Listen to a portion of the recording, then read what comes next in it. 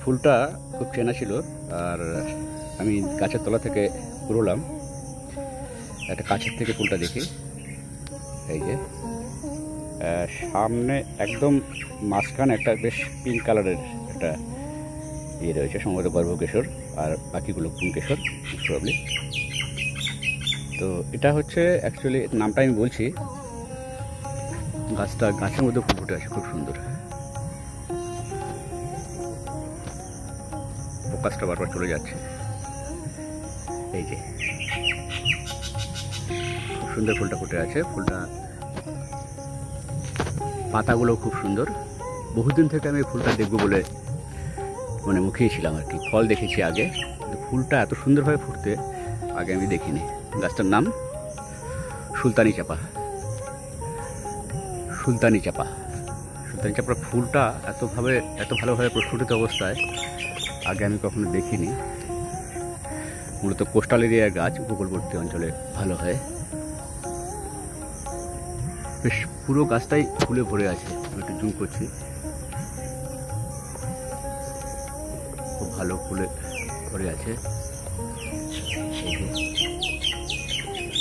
হাতের নাগালেও রয়েছে বেশ কিছু ফুল।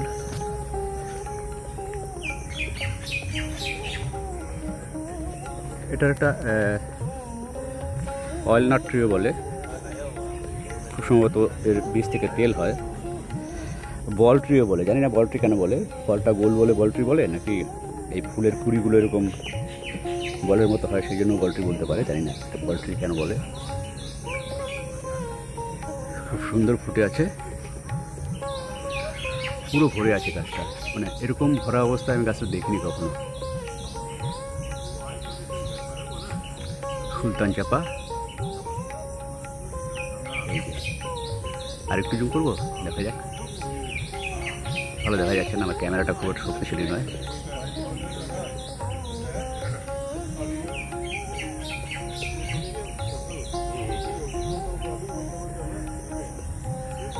একটা কুড়ি এখানে পড়ে আছে পাতার উপরে। পাতাটাও খুব সুন্দর। আর রিসেন্ট কয়েকদিন বৃষ্টি হলো, সেই বৃষ্টিতে পাতাগুলো আরও পরিষ্কার হয়ে গেছে। এই একটা ফুল ঝরে পড়ে আছে।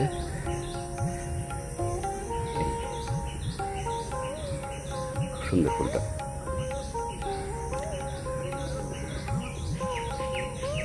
দেখি, একটা গন্ধ আছে খুব সুন্দর।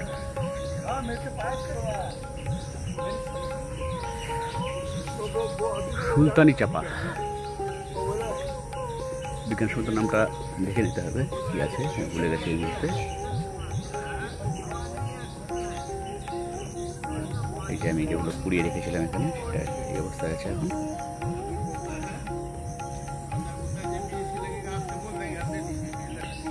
গাছের কুড়িটা এমন। চিরহরিৎ গাছটা, চিরহরিৎ মানে সবসময় সবুজ থাকে। এই যে নতুন ডাল ব্রাঞ্চও তৈরি হচ্ছে এখন। পুরো গাছটা একটু দেখানোর চেষ্টা করি, জুম আউট করতে হবে। এই যে পুরো গাছটা, এটা আমি দেখছি বনবিতানে আছে এখন। ফলটা আমি দেখেছিলাম, কতবার দেখেছিলাম এই রবীন্দ্র সরোবর লেকে।